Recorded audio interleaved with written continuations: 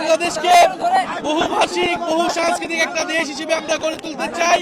জাতীয় নাগরিক পার্টি এনসিপির পক্ষ থেকে আমরা কেন্দ্রীয় কমিটি আজকে শহীদ মিনারে এসেছি শহীদ দিবস উপলক্ষে এবং আন্তর্জাতিক মাতৃভাষা দিবস উপলক্ষে আমাদের 1952 সালের শহীদদেরকে স্মরণ করছি।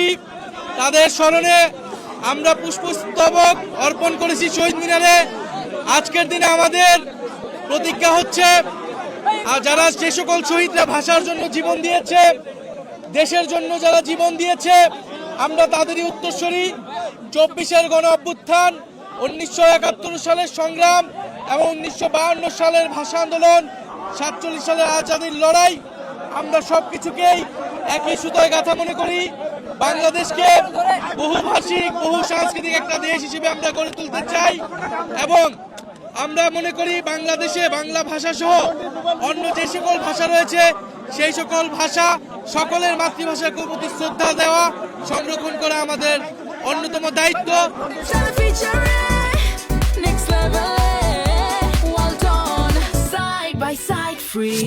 সামনের দিনগুলোতে আমাদের ভাষা আন্দোলনের শহীদ, 71-এর শহীদ এবং 24-এর শহীদদের আত্মত্যাগ এবং লড়াইকে ধারণ করে আমরা নতুন বাংলাদেশ বিনির্মাণে, বৈষম্যহীন গণতান্ত্রিক বাংলাদেশ বিনির্মাণের লড়াই